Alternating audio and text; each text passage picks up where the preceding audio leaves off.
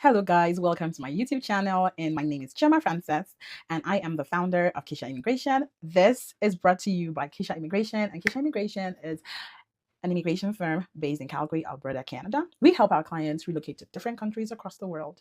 And so if you're looking to do that, whether you want to relocate to Canada, UK, the USA, or other countries like Australia, Ireland, and a host of them in Europe, we are here to support you through that process. I'll be sharing my experience in this video series. This is my first YouTube video in a long while. I'm talking years.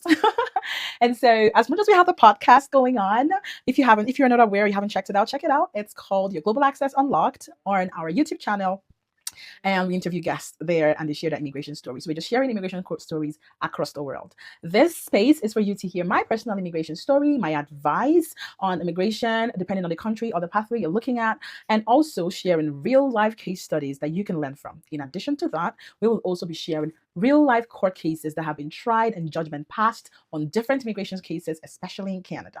And you will learn so much, I promise you. Okay, so let's dive in this particular episode. This particular video is sharing my story from the very beginning of what immigration was for me. How did it start? How did I even get involved in immigration in the first place? Why did I even think of going to a different country entirely? And the first pathway that I went through, the first country that I visited, so far I have lived in 3 continents, 3 different countries, lived, studied, and worked in these countries, like lived for years. And so I'll be sharing all of that with you today. Okay, let's get into it. Okay, so gist time. Now, I am going to share more of my personal story first. Like I already said, I actually got exposed to what immigration was like more from what I can remember from my childhood. It was from when I lost my dad, unfortunately. And the story there is my dad was a young man. He was just about 38 or so when he passed. And my dad was diagnosed with leukemia. And he needed to get some procedure done that couldn't be done in Nigeria. And when it was found out, it was pretty close to, the end of it. And his doctor at the time recommended he travel out to get that procedure done. Family and friends, working around the clock, trying to find an opportunity and set something up for that to happen.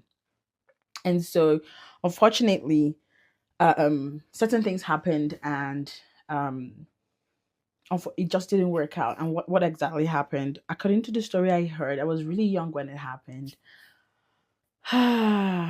There was a visa application that was made at the time, and it got rejected. The first visa application got rejected, and unfortunately, that delayed the whole process, right?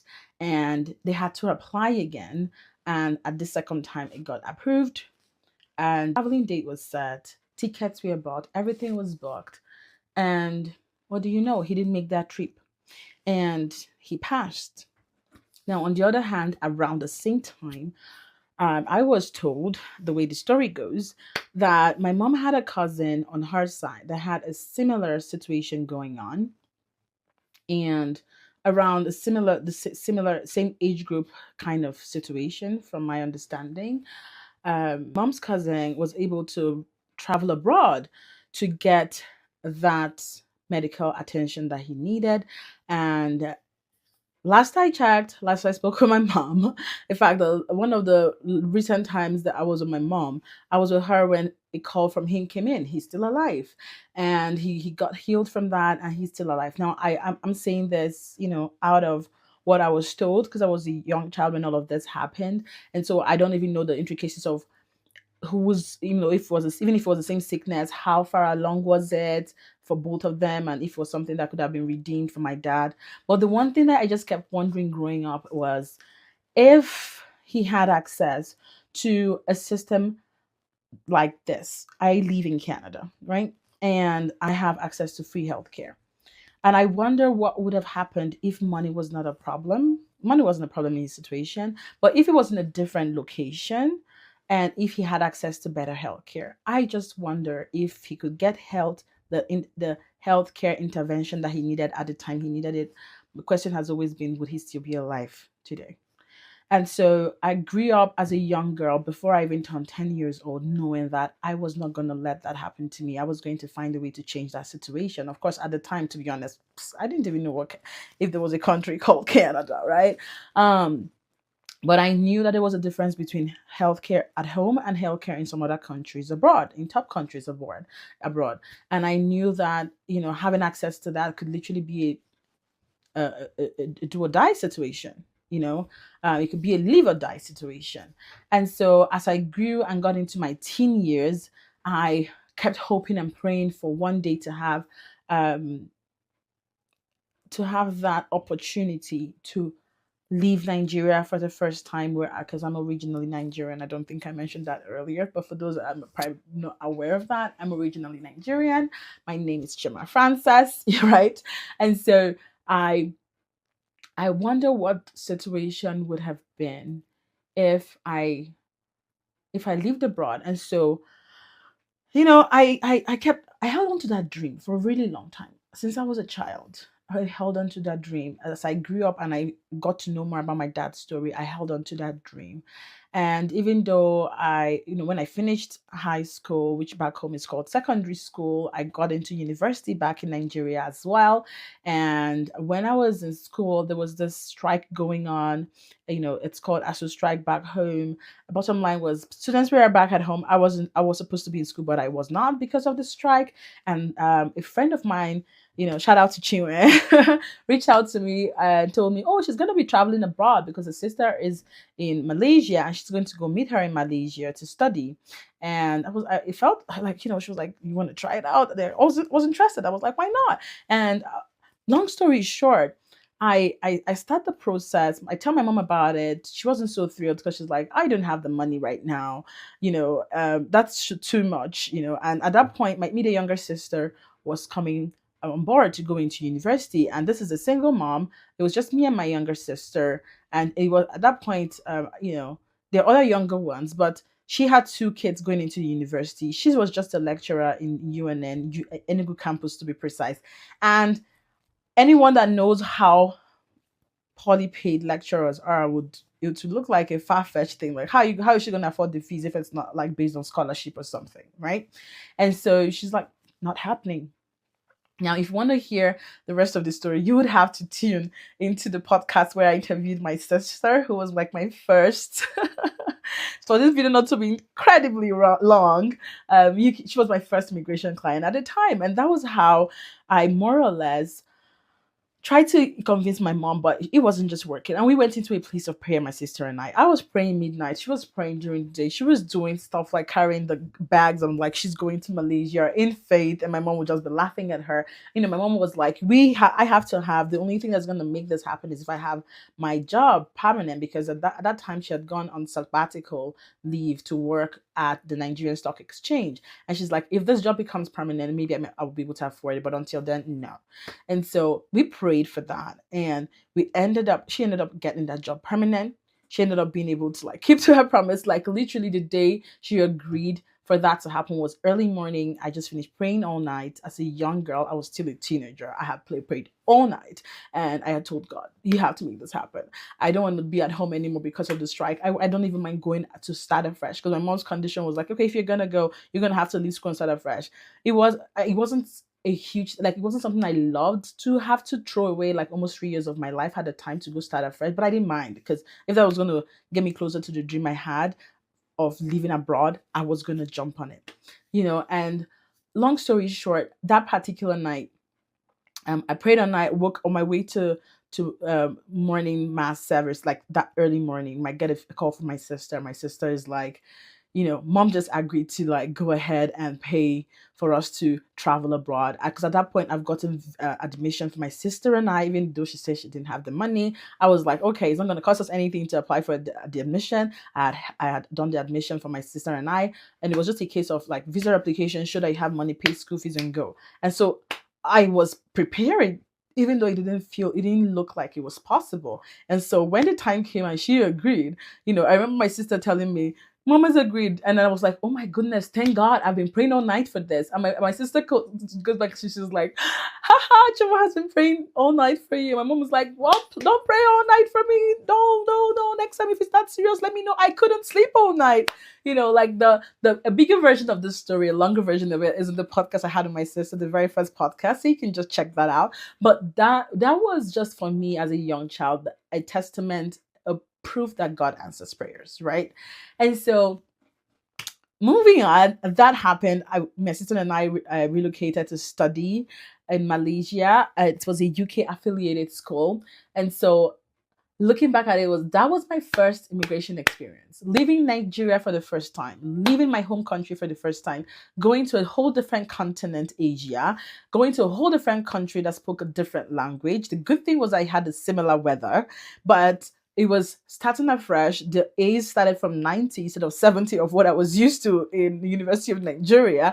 And at the end of the day, a whole new experience. But this time around, I'm like, I'm digging in. I'm going to do my best. I'm going to study IT because I had a different chance to choose something different. I was studying engineering before, but now I can go into IT. It was a new thing at the time. I was ready to delve right into it, and so that was how my experience started. At some point, I relocated to the UK to finish up my program and I graduated in the UK. And unfortunately, I didn't have the the work permit was like cancelled at that point for students, and I didn't have the right knowledge or information and the right guidance to pivot into something else. So I had to go back to Nigeria. I'm gonna do another video on that. So look out for the next couple of videos coming up on that. So my next video is gonna be talking about that and what I wish I had done differently. Because after my mom had spent all of that money, I wish I was able to stay back in the UK, work a little bit, maybe from there, even if I still wanted to leave the UK,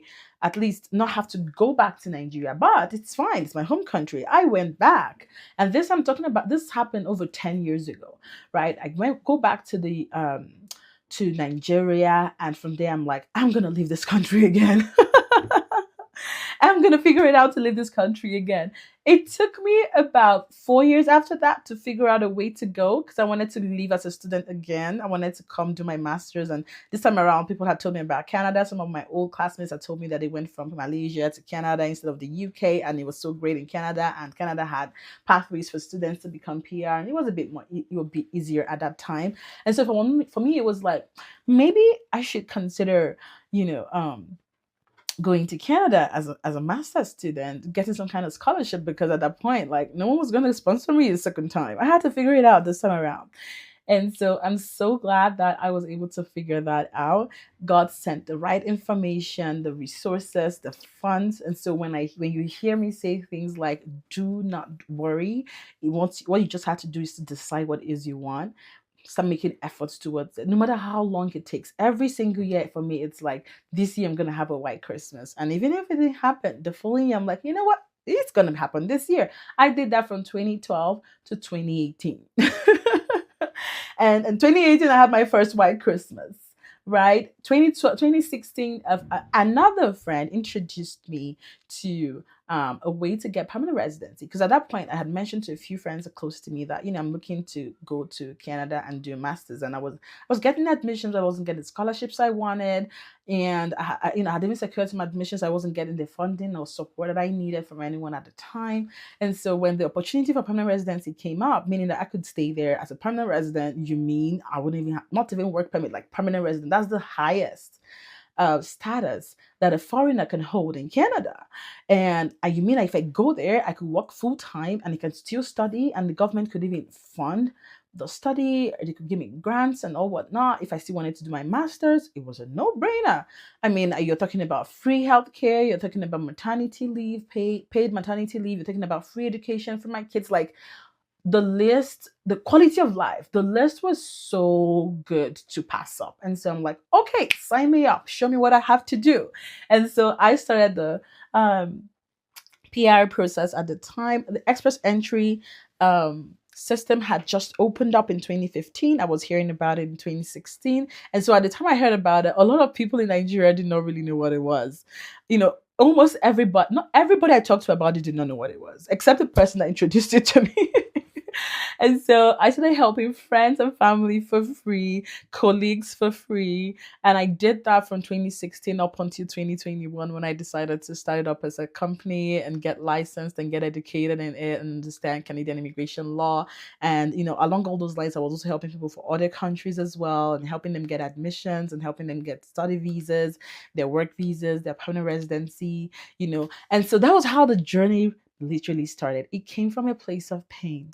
But somehow, to be honest, I never thought it was ever going to go into purpose. I didn't think it was going to go into something that I loved doing, even if I didn't get paid for it, because I didn't get paid for it for years. Even now, sometimes I still do pro bono cases, So it came from a place of pain. And I'm so proud of myself on how far I've come and the number of clients we've been able to help over the years, whose lives, their families' lives, generations to come have just been transformed by that journey. And I'm glad to be part of their immigration story, part of their immigration journey to Canada and other countries, and just changing their lives and just changing the course of their lives and that of their families and future generations. And being part of that is such a humbling, it's such a humbling experience, such an amazing privilege. It's something that I'm great and I'm happy being able to have that impact. And if you're watching this and you want me to be part of immigration story, I'll be honored and I'll be so pleased to assist you in that journey. And so that's like a nutshell and should I say, a summary of my immigration story and how it started and how even the company started. I remember how excited I was when I got my permanent residency. I remember how excited I was when I got um when I help other people get their permanent residency. And today I'm not just alone in Canada. I had my kids in Canada. I have my entire family in Canada. All my siblings are here. My mom can visit anytime she wants. It's a totally different story. And lest I forget, talking about my mom, I remember when years ago, just a few years ago, I was in 2021, she was diagnosed with cancer. I know, like just over 20 years after my dad was diagnosed and died of that, she was diagnosed with cancer this time around, and she had to get a second opinion. And she came here and it was a different opinion because in Nigeria, she had been told that she was stage 4. And she came here and they were told her, no, it's stage 2. And so I wonder the kind of treatment and how harsh it would have been on her body, considering that it wasn't diagnosed properly. And that was another time to realize and just thank God for the fact that I was in Canada this time around and the story's different, and it could have ended differently. The affliction was arising the second time, but God did not allow it to penetrate. God did not allow it to actually come into to actually fulfill what it had come to do. And so she became cancer free that same year. By the end of that same year, of course, God had a huge part to play in it because I remember praying every night, almost every night, the whole of that. Like from the time I got that news that year till the end of that year, I'm like, we're not taking this into 2022. That was 2021, December 2021. She became cancer free. But we still did the practical things. She still had chemo at some point. But I know that it wasn't the chemo that healed her. God came in to heal her, and God heard our prayers. But that said, like there are all sorts of stories out there that we're gonna hear, in the course of following us on this channel. So if you haven't subscribe, and you're gonna hear a lot of stories where real life stories of similar things to mine, and they're wondering. I know a number of people, clients, family, friends that have gone through this and literally came here and got diagnosed of cancer, and the story would have been totally different. It would have drained them financially and beyond the physical stress they had to go through if they were not in Canada. Right. So sometimes, people look at immigration and they just think it's just a visa, it's just a stamp on your passport. But believe me, there are a lot of cases. If you haven't encountered it, I'm sure you probably know one or two people. A lot of cases where it can literally be a do or die affair, a live or die situation. We may not be doctors, but the work we do, we hope that we know it changes lives. We know it literally gives a whole new avenue for people to feel safer in life and to have a better quality of life. Now, that said, thank you so much for listening. And I look forward to you coming to also watch the next video. The next video, I'll be going more into detail about my study abroad in the UK. Talk to you soon. Bye.